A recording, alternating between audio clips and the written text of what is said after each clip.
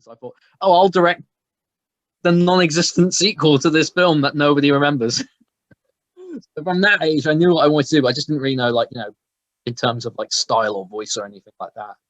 And, I still am not 100% sure about what mine would be like, even after uni. Hey, what's going on, everyone? Welcome to Natter with Nilan. I'm really enjoying doing these interviews, and I've got loads more exciting guests coming up. Make sure you subscribe to the channel if you want to watch those videos.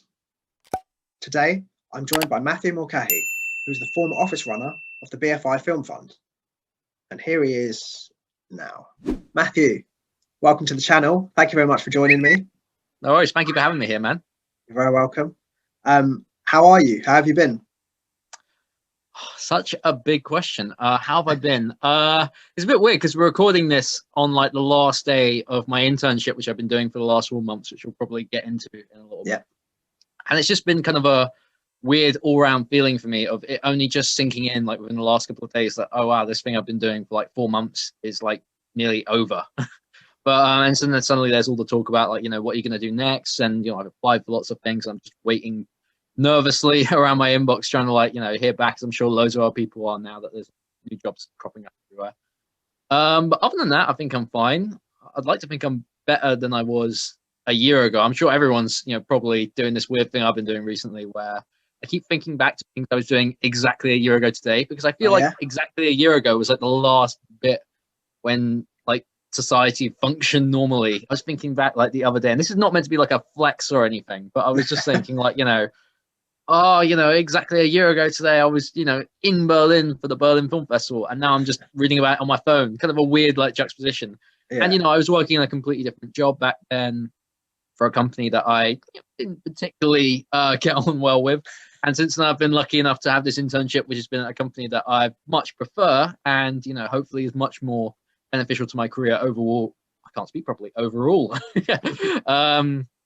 But yeah, so yeah, it's kind of odd. I guess the busyness of the last few weeks has kind of kept me distracted from the fact that, I'm about to, have to start looking for a job again. But, I'm cautiously optimistic. I think that's the best that anyone could hope to be right now, is cautiously optimistic. Yeah, definitely. No, I mean, me too. And in terms of lockdown, like, how have you found that? That is, oh man, these questions already. I'd say that this lockdown, or the last two lockdowns, have kind of, like, because I've had the internship, I've been kept busy by them.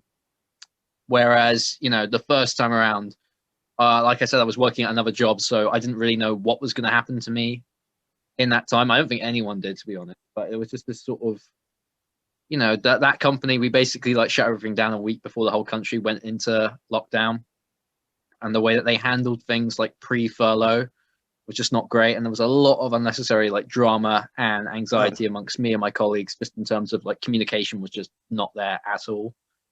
And some would argue still isn't. But now, I mean, like, on the honest, boring answer, I've just spent the whole time like watching films. That's pretty much all I've done since like the first lockdown was basically just me like crossed through as many of the films that I felt I should have seen at that point and hadn't. And that's pretty much all I've been doing in my off time from, the internship. Kind of like trying to, I want to get back into writing. I want to be like, doing more my kind of thing. But, as I said to someone literally yesterday, it's kind of difficult to start like self-generating and getting projects like up off the ground unless you're doing it like within your bubble. And like the two people I'm living with are not actors. So that kind of limits me a little bit. Yeah. No, I completely get what you're saying. It's a strange time for everyone. And you sort of feel that you don't want to waste the time. So you're like, I want to be productive. I want to try and create something. But then you're tired just by just doing your normal day. It's difficult having to make that sort of compromise. But also, the thing that I've learned is to be kind to myself. And every day you can't have a productive day. We are living in unprecedented, incredibly challenging circumstances. And I think it sounds cliche, but we've got to do our best every day. Yeah, and I think the lowest point for me personally was like either mid first lockdown or even between the first and second lockdowns, and that weird sort of grey area bit where we're allowed outside for a little bit. And I was just reading up about everything that was going on with Host, the Rob Savage film. And I used to know like Rob kind of personally because he was a tutor on a BFI Film Academy thing I did when I was like 16, which we'll probably come back to in a bit. And so when I first heard about that, I was just so pissed off. I was like, how has he done this? And I was just like, all the attention that was getting us. I was like, oh, why didn't you think of something like that? And of course, you can't then suddenly just go, oh, well, this other, you know, immensely successful horror film based over Zoom, you know, I could just do that exactly. You can't just do that again because now it already exists. So to just do the exact same as someone else, people will just see right through it. So it's never as simple as it looks in terms of, well, if he could do it, why can't you? You know, and it's just, yeah. So I completely agree with everything you say. I think I've definitely had those days where, you know, I haven't really felt motivated. Also, you know, people asking me, you know, what am I going to do next? And it's just like, you know, what am I doing? Surviving. Yeah. That's what I'm trying to do. I think that's what we're all trying to do right now. 100%. Yeah, last year was all about survival for me.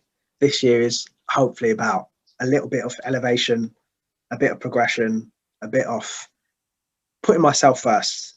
That's what my MO is anyway. You mentioned the internship, and I do want to get onto that in a short while. First of all, talk to me about your origins. How did you get into film?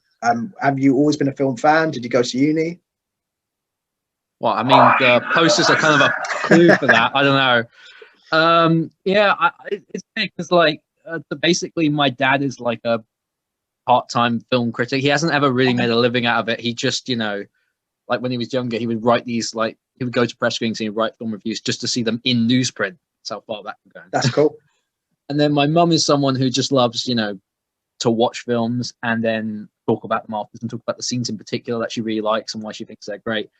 And their combined taste, or even just my mum's taste, is so like eclectic. Like she will literally, she can talk as much about, you know, a classic Hollywood film noir or like a Wong Kar-wai film or like Wayne Wang's Life is Cheap but Toilet Paper is Expensive as much as she could, you know, the bit in Gone in 60 Seconds when Nick Cage just listens to Lowrider before he does the job or whatever, you know, like that's just the range of stuff that he likes watching. So growing up, I kind of, you know, I think I started off like everyone probably just watching like whatever its films were like out on video or DVD at the time and the cinema. And then just sort of as I got a bit older, you know, I was kind of reluctant at first to kind of like watch a lot of the same films that my parents were. I think I went through that same phase as everyone else where you don't just want to, you know, if your parents like something, suddenly it's not cool for you to like that. And then, but as I got older, I just watched really everything. Certainly once I hit my teens and, you know, through into my 20s, like, and that's kind of, you know, been the problem with me is that like I kind of have a grudging respect for people who say they'll only ever watch or want to make like horror films or something like that, you know,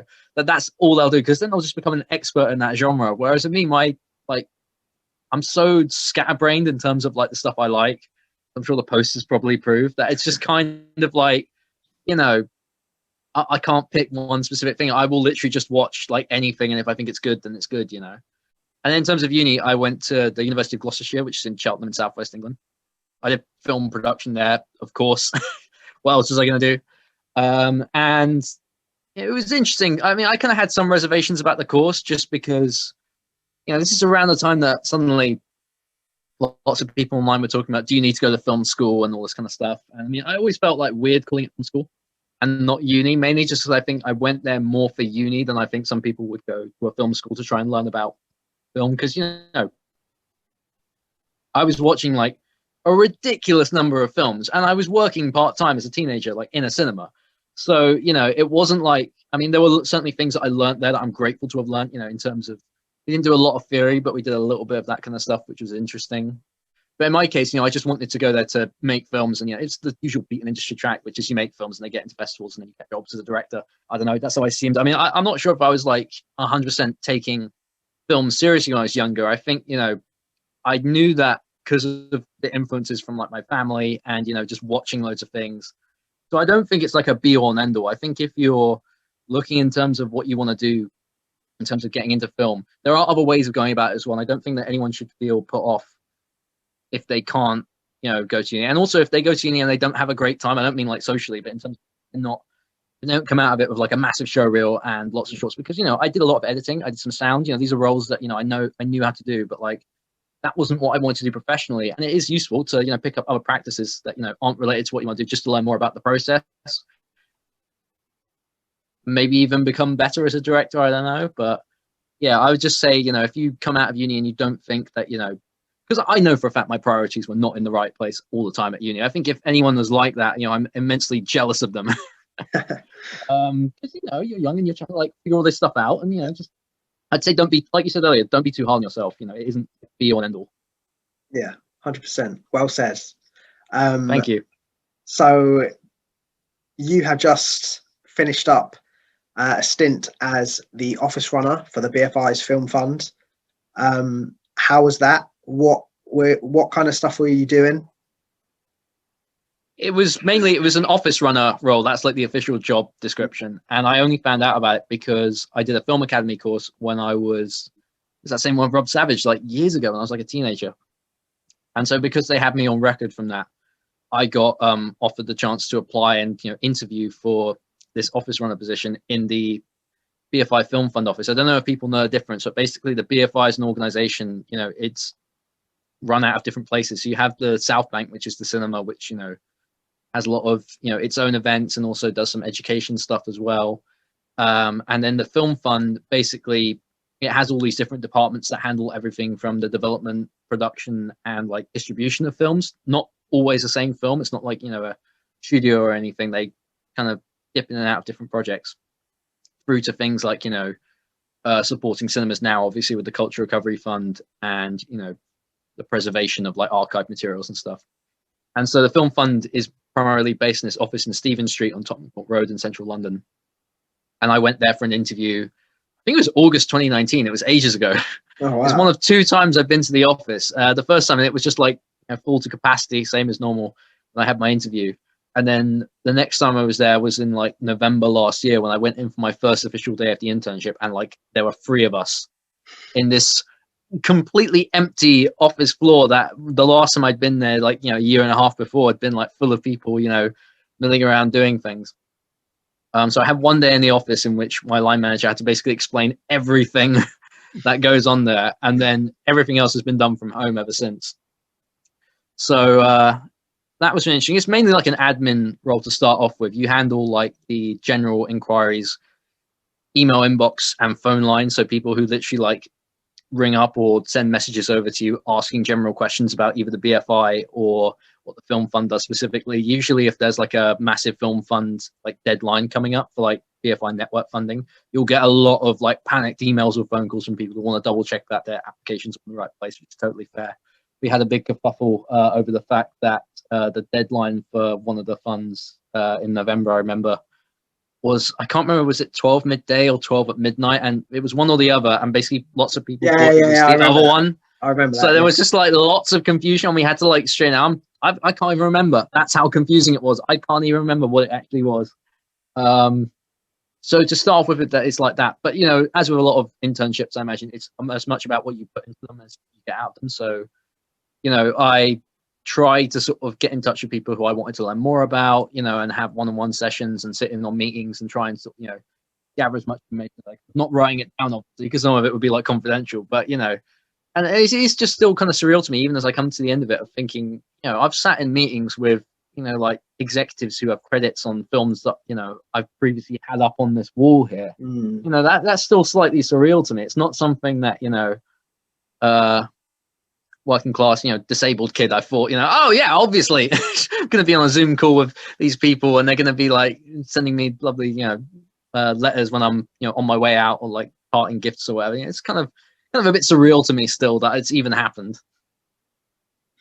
Well, I mean, it sounds like you've really enjoyed the experience. I personally have really enjoyed working with you. I think you're fantastic. Thanks. Along with doing the sort of standard duties that an office runner would probably have to do, you've also been engaging in some stuff that interests you personally. You mentioned that you're a writer. I understand that you've been doing some script work and looking at how scripts are developed within Film Fund. One of the first things that happened when I joined is that Marilyn Milgram, who's one of the BFI's main script consultants, emailed me directly and said, would you be interested in having one-on-one sessions, once every fortnight?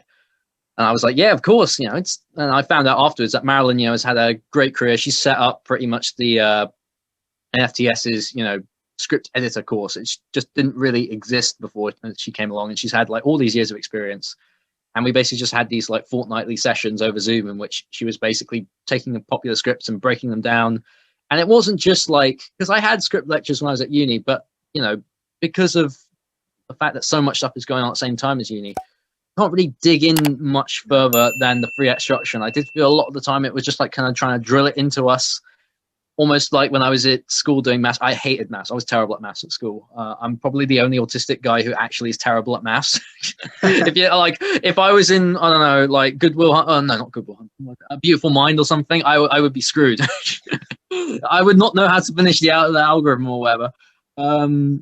But you know, I used to be really terrible, and so I ended up going to a lot of like Saturday classes, like on the run up to my GCSEs, because this is right around the time if you don't pass maths, you have to declare it at whatever, you know, apprenticeship or A level or BTEC course you go on to, and that could, you know, harm your chances or whatever. So I was like really obsessed with not failing maths, and I had to go to like weekend classes for like a year when I was at school. And I did feel when I was at uni that the way they were treating structure, it was almost like they were trying to, it was like trying to learn like algebraic equations or something, and it was just like formulas. I was just like, this is not this feeling like creative writing anymore. It just feels like, you know, maths. And what's so great about chatting with Marilyn is that you can still learn all that stuff about structure and, you know, it not be daunted by it. It doesn't have to be like, you know, if your film does not have this thing, it is a failure. The language then becomes more, if your film does not have this thing, you have to know why it doesn't have this thing and like justify it and articulate it. And that was through like, you know, breaking down scripts that, you know, she thought were particularly well put together in a way that was surprising, and learning a lot of terms that I honestly didn't know beforehand related to that. And then also on top of that, you know, we have these like fortnightly or weekly sessions sometimes where scripts that are being put forward for production funding from the BFI, that's money to basically go into the actual making of the film rather than development or release of it. Sometimes a small group of us will be able to read them a week in advance and then have a little Zoom discussion group, almost like a book club in which we basically talk about the scripts and what parts of them we did or didn't like. And so that's really interesting just to see the kind of scripts that are making it at that stage. And obviously you have to, you know, consider in those cases, does it meet the BFI's like aims in terms of the type of material it wants to produce? But, you know, just like reading all that stuff and sort of understanding why things aren't connecting with people. And then also I was lucky enough that I got to sit in on the development meetings that take place every week. And that's with people like Phoebe Sutherland, who's the development coordinator, Natasha Wharton, who's a senior development executive, the whole development team. And they run through basically the entire roster of projects that are, you know, receiving development funding or have been considered for it. And they break down basically what does and doesn't work and why they're going to pass on something, why they think it's worth looking into it. And, you know, it's just all these things. Again, I never thought I would be, you know, privy to these conversations. I never thought I'd get to have that perspective on what it's actually like in the day-to-day working of, you know, such a big film production, probably one of the biggest film production organizations in the country. So, yeah, that's just a whole experience I couldn't have got from, you know, uni or watching a video on YouTube or anything. I mean, do you think that getting that perspective of how development sort of works changed your view as a writer in terms of how you approach your projects? It might do. I mean, the thing is, I haven't really written much in the last few months because I've just been so all consumed by this. But it is definitely interesting that suddenly you go from being like the proverbially like tortured artist, then suddenly you're seeing it from the other perspective of people talking very, you know, frankly and openly as to why it is they're going to pass on something because they don't think it's a good fit either for the company or it's a personal taste thing. Although I should add, in terms of the personal taste thing, when it comes to development, they do try and get, and I think it's the same for shorts as well as features, they try and get at least 2 executives to cover everything. So it's not just like one person reads it, doesn't like it, and then chucks it in a discard pile or whatever. They usually get like more than one pair of eyes on it, so it's never like biased in that way. And then they will also, you know, try and match up material with people who they think, you know, have tastes that are similar to it. So, you know, you're not going to get a horror script going to someone who only likes romantic comedies, for example. Yeah. It's all, you know, figured out. But yeah, it may have changed my, I mean, it's really difficult because there are so many films I like, some of which I'm sure are probably on this wall behind me, where the writers just don't have any consideration for like structure and all these sort of things. So like, I'm just going to write whatever. And I've, you know, done that a little bit before and it's never worked. And then I've also, you know, agonized over things and scripts where I'm like, I must get this to, you know, be validated by someone else. I don't know. But I guess it was interesting. I'm not as dismissive around that whole idea of applying structure to things that I think I was beforehand. I think, when it was in my lectures and it did feel like I was learning, a maths equation rather than, the basics of screenwriting, that kind of turned me off from the idea of, learning more about the theory behind it. And I think this job has kind of made me go, well, no, actually, it is good and useful to know it and know the vocabulary. And also, I am kind of thinking pragmatically about like jobs that I could get after this. And, script reading and script coverage, which is one of the skills that I've been trying to sort of like learn, because I didn't have that beforehand. I didn't offer it at uni, I don't think. And yeah, it is, a very useful skill to have if you want to go and work in the development department for a production company, which is what I've been applying for at certain companies at the minute. So that's something that, I wouldn't have gotten unless I had this internship. That's a skill that I sort of learned doing that. And hopefully it'll benefit me as a writer. I don't know, because I haven't written anything since then. So it could just be I make all the same mistakes again. Hopefully not. I mean, I'd like to think that my perspective's changed a little bit because of it.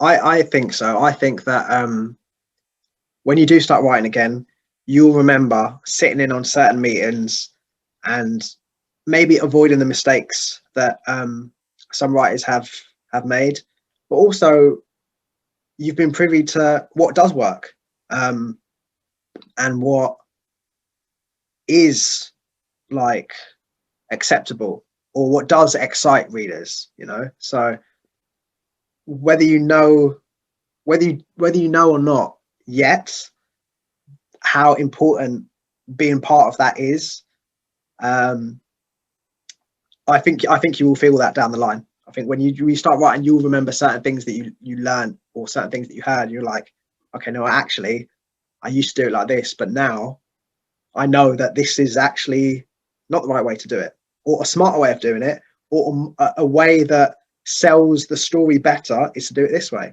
So 100% you would have benefited from it. Thank you, man. I mean, yeah, I feel like I'm always trying to like soak up that kind of stuff. I just remembered, like, this is a little bit of like a side tangent, but I just thought it was a cool story because I don't really have that many cool stories on me. But I just realized this cup that I've got right here. Oh, yeah. This logo, it's BBC Radio 7. They don't exist anymore. They got folded into like BBC Radio 4 Extra. But I got it because when I was 12, so this is like start of secondary school for me. They had this thing. I think it was meant to be just like scheduling filler, where it was called Chain Gang, and the idea of the show is that Robert Shearman, who was like a writer on Doctor Who, like way back when, basically wrote this like 2-minute like radio drama of a couple of characters that ended on a cliffhanger. And every week he would write this episode, and people would then have to come up with like basically like 200-word synopses for like pitches for episode ideas, and then they pick one every week. And I'm just thinking about now, the turnaround on this thing must have been insane. I mean, obviously it's radio, so it just needs like a couple of actors or whatever. But like, you'd have people like sending in these submissions, and then one would be picked every week to then be adapted into a script and then performed by the actors and played out loud on radio on like Saturday night. And I remember, like, as soon as they announced this, I think my parents told me about this. I was like obsessively, like, because it had like another sci-fi thing going on there. So I was like writing like these little pitches, and they were like really ambitious and over the top and crazy. And none of them got picked for like week after week. And I sort of got a little bit, frustrated and pissed off. I was like, and they picking my thing every week and everything. And then I remember, like, maybe it was just because of the telly I was watching at the time, because I was watching a lot of the shows that like my friends started watching through Netflix and stuff when they were like in their teens. I watched when they came out. So I was watching Heroes when it was on like BBC Two, and I was watching Lost and all this stuff. Yeah. But like when I was like primary school age as well. And I remember thinking to myself at the time, because I really wanted to get something like on the air. I was like, all right, well, what do all these like big sci-fi shows have in common? They always have like a flashback episode where they just dump a load of exposition. I think Heroes did that in like series 1 or whatever, and Lost had the whole flashback thing. So I literally wrote an episode idea, like it was like 7 weeks in now. That was just a flashback with loads of exposition. There was no real story to it other than just like explaining the mystery of the show, whatever. And it got picked up. But the thing that was really annoying is they always used to interview the people who got selected that week and interviewed about it. But because I was in school and they always rang on like a Thursday afternoon, there was no one at home to pick up the phone, and so they just didn't. They mispronounced my last name on the radio, which I was really frustrated about. But then I got invited to like the final episode cast recording, which they did live in St Pancras, which is where I got the mug. And I think everyone else there was like in their was like 30 plus, and then this 12-year, I was the only person who had to be accompanied by their parents during the recording. But that was just, that was maybe tying into what you're saying about, responding to, okay, why is it that, this thing isn't being picked? I really want to just get something on the air. Oh, well, that worked for someone else in Heroes. I'll just do that. No, thank you for telling us that story. That was, you said it was a tangent. It was a nice little tangent. So yeah, thank you. Along with doing your duties as an office runner, along with doing script work and script development and sitting in those exciting meetings, you've also written an article for BFI Network. Do you want to talk about what that was about and why you wanted to do it? Basically, I'm sure people who are, watching this might be vaguely aware of that CF film Music, which came out a few weeks ago. And I think the first trailer for it came out literally like a few weeks into my internship. And I remember like knowing nothing about this movie at all until I saw some reaction video to it. And I was like, oh, how bad could it be? And I watched the trailer and I was like, it's every bit as bad as everyone said. And then in addition to this internship, I've also, previously written a couple of pieces for Little White Lies. I made like a little video montage during the first lockdown of like clips from films I remember seeing and loving at the cinema. And I sent it to them as kind of like a proof of concept to try and get a job as a video essay editor. And instead they just offered to buy the video off me like up front, which was like, oh, well, that's cool. And so that's how I got my name on the Little White Lies byline. But around the time, I remember I tried like last summer pitching them an idea for an article about disability representation in film, particularly pertaining to autism. And I think the editor, Adam, is a lovely guy, he liked the idea, but he was thinking about the magazine and he was like, editorially, this needs to tie into a current release. And there wasn't really anything on the release schedule, which of course last summer was up in the air anyway, as it is now. There wasn't anything coming up that would make an obvious hook into it. So we just kind of left it a while. And then suddenly this film comes out and I'm thinking, oh, great, there's finally an opportunity to this discussion. It's not very often a film so completely tone deaf and woeful in its representation of disability comes along. So I thought I straight on the email. This is my moment. Yeah. Finally. So I get on the email to him and it turns out they've already got someone to cover the film who in their review, which I read afterwards and thought was, pretty well written. But he said basically, in our review, we're going to cover the way in which it misrepresents disability. So we don't really see the point in commissioning an article specifically to tie into that. I think they mainly want tie-in articles if it's like in praise of a film, if it's like recommending you should go see this. All right. And the piece probably wouldn't have been that. It would probably been more calling it out like, well, this is the main problem. This is my TED talk. So that didn't really work. And then I can't remember how it came about. I think we were just talking about it. And I mentioned the idea of wanting to, do something that did talk about disability representation because I think it is underspoken about. And then it just as a wonderful tie-in, it turns out that one of my lecturers at UOG, Lindsey Dryden, is also, we're both aware of, is also a member of the BFI's Disability Advisory Board. So on top of the success of, having an Emmy award-winning series and having produced this amazing documentary called Unrest, which is directed by Jennifer Bray, which people should really check out, and I think was shortlisted for an Oscar as well, if I'm not mistaken. On top of this incredible career, she's also, very, outspoken about disability representation and visibility in film. And if you follow her on Twitter, she's always like, sharing things from disabled artists as well. So I thought this would be a really great, encouraging thing. And also because I have to bear in mind like what this kind of typical audience for a network article might be. It's usually, younger filmmakers, a bit like this channel, I guess, who want to learn a little bit more about, breaking in. And the way I phrased it when I was pitching the article was I said, I want this to feel like, and I said this to Lindsey as well when I got in touch with her, I said, I want it to imagine how encouraging it would be to like a younger filmmaker with a disability, particularly something like Neurodiversity, which is not like common in terms of like, you can't just tell straight away that someone has autism. And it's also, there isn't a lot of, representation of it, mainstream at least, that doesn't make me cringe in one way or another. Maybe that's just me. I mean, I could just be really fussy. I don't know. But I just said I thought it'd be really encouraging if, we talked openly about that in a positive way. Because, when I was younger, I was never really proud of it. I didn't even know I had autism until I was about 7. And then that's quite a late, I don't know what other people's experiences were, but for me, that's kind of quite a late part in when you're, developing a sense of identity as a kid, who you are. Then suddenly realize, oh, well, actually, there's this other thing that, it's like, oh, I forgot to mention. Didn't you get the memo? And then suddenly, you know, growing up, I kind of stopped talking about it at a certain point. I just thought, you know, this is not something that I want to be, you know. I think something around secondary school, I was kind of like, you know, aware that, you know, it wasn't like as severe as I've heard, you know, the things I've heard other people with disabilities have gone through at school. But there was definitely a sense that, you know, I was not going to be taken seriously or not seen as just like anything other than the butt of the joke. If I, you know, just was completely unfiltered, which in the way I was as a kid. And so I kind of, you know, became a bit introverted, as I'm sure loads of, you know, creative people, you know, did at school.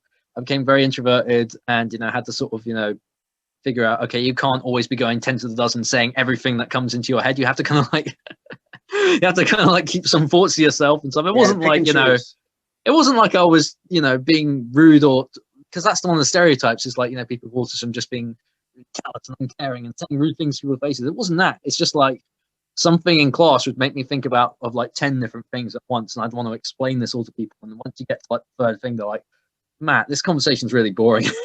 Whenever people used to come around as a kid, I'd always have to show them like our video and DVD collection. They're like, Matt, no one wants to see this. So, yeah, I just thought it might be something a bit encouraging, especially now it seems like some of the conversation in response to music actually around disability in film seems to be a lot more encouraging. You've got the actually autistic, you know, hashtag as well. You know, people feel a lot more positive, self-identifying or self-declaring as disabled on, you know, forms of things. Whereas, you know, 10 years ago, 10, 15 years ago, I wouldn't have felt comfortable. I was just trying to pass myself off as like normal or whatever. My main thing as a kid, sorry if I keep going back to my childhood, but like, was I could never really think of a film director who had autism. I kept having people connect to me saying, "Oh, Steven Spielberg has it," and my dad had this like whole unsubstantiated theory that Peter Greenaway, the art house film director who made like Draftsman's Contract and Ethan's By for Lover, because his films feature a lot of repetition and characters literally just describing things at great length, like a novel, out loud. He always said, "Oh, Peter Greenaway's got autism," and I believed that as a kid. And it was only as I got an adult I went online and realized there is no evidence to substantiate that. He might be. I mean, I don't know, but like, you know, there's no. That's the thing. There's no really any sort of style. There's no role models. There's not really anyone like that. So obviously, naturally, when people say, you know, who's your favorite film director or, you know, any filmmakers you want to, you know, aspire to be like, you know, I don't think of specifically about disabled artists because there aren't really any that I could think of really, or if there are, they don't get anywhere near the amount of attention that they and their films, you know, might deserve, or as much as everyone else. So. Yeah, it was mainly just about, yeah. And I knew that Lindsey is as concerned about these things as I am. So that's why I think it was like a dead cert. That was like, I have to, you know, do this with her. And also because she has had, you know, a successful career. And again, I was hoping it would be encouraging. And, you know, she was my, when she was our lecturer in the second year, we had a module on documentary film. And because she has like a documentary background as well, she led a lot of the lectures. And I remember there was one particularly sobering lecture we had on like a Monday, I want to say Monday morning. It was actually a Monday afternoon, but this is when I was a student, so Monday afternoons were still like mornings to me. And it was like first thing I came into campus, first thing we talked about was like representation just across film. This wasn't strictly to do with docs anymore. We were just talking about film at large, and we talked about, you know, areas that are underrepresented. And, you know, you could hear it was actually quite an uncomfortable day in some regards, because, you know, some of the people on the course, let's just say, you know, they were perhaps not as well informed about, you know, discrepancies and stuff. So they were just, that just all came to the service. And, you know, really disability only really came up when when she asked at the end of the lecture, has anyone got any types of representation they'd like to see more of in film? And I said, I'd like to see some, you know, autistic characters in films who, you know, weren't emotionless and amazing at maths. And that got like a little bit of a laugh, because I think it was meant to be, people thought it was like a quip. And yeah, I don't mind having a laugh, but I was like, no, seriously. It's like, you're making a point. Yeah. Yeah, it just doesn't really exist. And I've noticed that because I pitched a project in third year that was to do with autism as well. And it's almost like this discomfort comes up around disability that people, like, it's almost seen as like a taboo, which it shouldn't be, because it's just, you know, it's as much a natural part of life as any. I'm not saying, for instance, that, you know, but it's like, I always think of this is a physical disability, which is a bit different. There was a cartoon I used to watch as a kid where they had a character who had a disability. He was an amputee, basically. He was missing an arm, And the way they dealt with it is he walks into the room and everything just goes deadly silent. Oh. Just looking at him, like you can feel the tone. And then he starts making lots of weird, unrelated jokes, like "Give me 5." Oh, we can't do that. Or "I'd give my other arm for that," or something. And it's just like really weird. Like I can see where you're going. Even as a 7-year-old, I was like, I appreciate this, but as an adult, I'm like, what were they thinking? Only in the 2000s, eh? Yeah, definitely. I've got to say, first of all, shout out to Lindsey. Lindsey Dryden is an incredible producer and filmmaker. Last year, when I was working for BFI Network, we were doing some content that was focused on disability, and she's one of the first people I called, and we had a great conversation, and I sort of expressed my approach to how I want to sort of curate this content, and she was massively encouraging and really insightful in the sort of stuff that we spoke about. And yeah, I wanted to make sure I got that in. Shout out to Lindsey. She's a fantastic filmmaker. Make sure you guys go and watch her films and follow her on Twitter. I know she's quite active on Twitter. I'll put the links in the description. And also, got to say, it's a great article. I will put the link in the description as well for Matthew's article with Lindsey, so you guys can read that. It's a fantastic interview, and I think it's a great perspective on something that we should be talking more about. I don't want to say any more. Read the article. It's a good one. Overall, it sounds like you've had a fantastic experience at the BFI as the Film Fund office runner. What has the experience taught you about yourself? Oh wow! Again, at it with like the big questions here. That's what we do on Natter with Nilan. We ask the big questions. What does it taught me about myself? I guess I'm not saying that like I was totally scatterbrained all over the place when I was trying to work, but I mean, self-organization has always been a thing that, like, when I was younger, I struggled with. Like, this is probably why I was a terrible student. My time management skills were like non-existent, which, going into film is a bit of a problem. But although, sets are always running so far behind that, I guess maybe even out, so self-reliance, and having to, sort of get things on your own, because, it's not like I'm in an office apart from that one day when, if I had a question, I could literally just shout over to my line manager. But then the minute that I started working from home, it was all through email, and obviously, that takes a while for someone to respond to it and then get back to you. So, I had to, at a certain point, take my own like gut initiative, and when dealing with members of the public asking questions about productions and very specific issues or things they wanted to raise with the BFI. I remember on one of my first days of handling the phone lines, I had an interaction with what is referred to as a red flag individual, which I can't go into too much detail in. Other than that, it was someone who basically, has, not had the best conduct on the phone, shall we say, and it's been quite persistent. And I had no training on how to handle that whatsoever, and I dealt with it as best as I thought I could.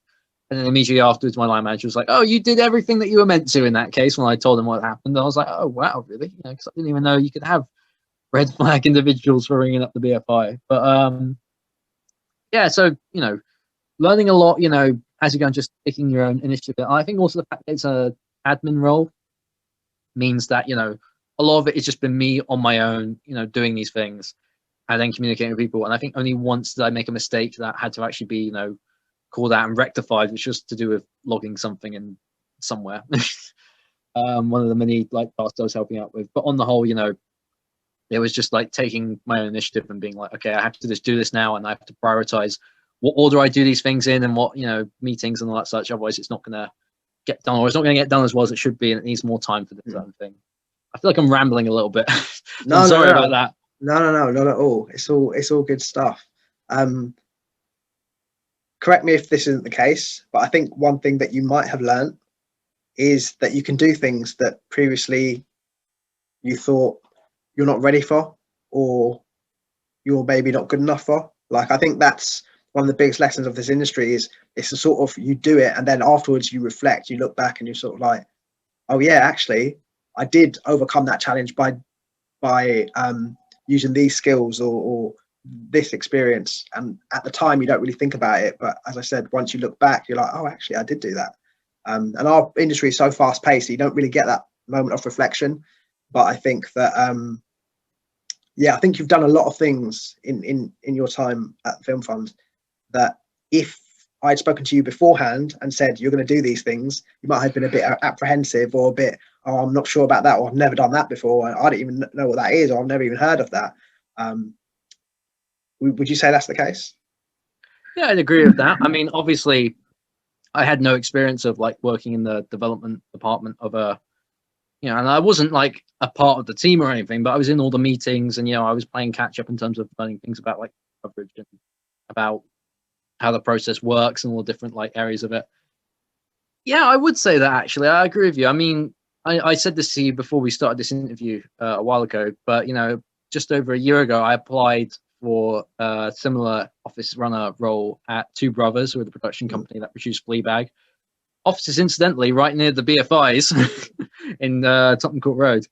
And I remember the interview going pretty well, and you know, they allowed me to go off on one about Fleabag for 2 minutes, and it didn't affect my interview badly, apparently, which is quite impressive. And you know, I remember coming out of it feeling really confident, and then a few weeks later, I got an email from them saying that they really liked me as an individual, and they thought the interview was great, but in the end, they went with someone else because they felt I wasn't, you know, I didn't have the experience to.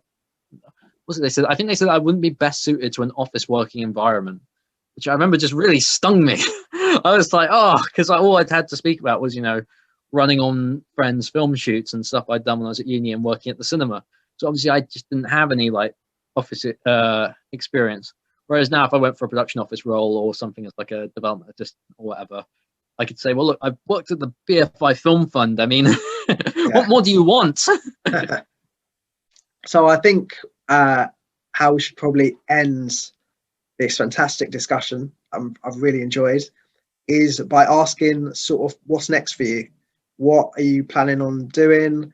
Have you got any creative projects that you're thinking now is the time to sort of bring them to life?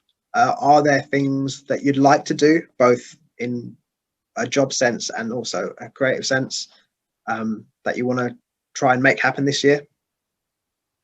Yeah, I've had a few ideas of things I'd like to write. I mean, there's one idea that I've been batting around with for a while since, you know, the first few weeks of the internship, even. I just haven't had the time to like properly sit down and do anything with, which, you know, ties into a lot of what I was talking earlier about, you know, autistic, you know, representation and ableism in the film industry and all that stuff.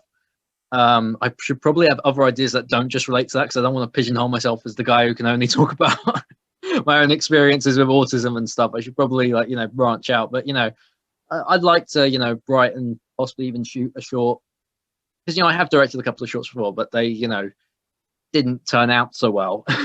It'd be nice to have something that I could like put into festivals and or just online and say like, here everyone, there's something I made, and not like, you know, cower in response. And then in the job sense, you know, obviously writing and directing is what I want to do long term, and there are people who do just like, when I say they spring up overnight, I know that Rose Glass didn't just suddenly turn up one day. It was some more than it was like, oh wow, amazing. I understand there is a long path. I guess it always just seems that way to us on the outside, because, you know, we hear nothing about these people, and then suddenly, like, I'm embarrassed to say this as a, you know, film fan, but I had no idea who the Safdie brothers were until I saw Good Time, you know, and then you read into it and realize that there's like about 10 years worth of filmmaking from when they started through to that, and then Uncut Gems, you know. So I understand it would take a long time for me to get to that kind of level, but, you know, in the immediate job sense, I'm just going for loads of, you know, more entry level schemes like this. I'd love to, you know, be able to actually have a job that, you know, I mean, the internship has been great and it's paid, which is another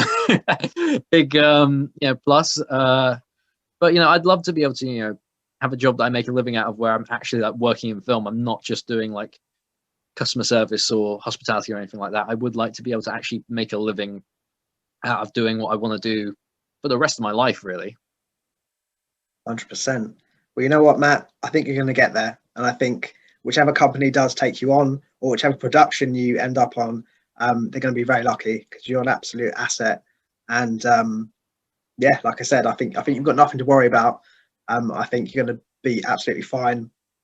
And I know that this year for you, is going to be full of lots of exciting projects. So yeah, and guys, if you want to follow Matt, if you want to follow his journey, I think you're on Twitter. We'll put it in the description so that people can follow you and follow your journey. And yeah, reach out to Matt if you've got any questions. If you've got any questions from this interview that you thought of while watching and we haven't quite covered or not covered to a certain extent, write them down below, and I'll reach out to Matt and ask him and respond to your question in the comments below as well. And hopefully answer as many of those as possible. Matt's had a great experience at the Film Fund. I think he's learned a lot about himself, but also the industry. And yeah, I think he's got a lot of expertise to start giving out to people if they want to hit him up. Matt, thank you very much for your time. I've really appreciated it. Thank you for your honesty as well and your generosity. Guys at home, make sure you subscribe to the channel. I've got loads more of these interviews coming up, so yeah, make sure you subscribe so you don't miss anything. And yeah, like and comment, and I'll see you guys later.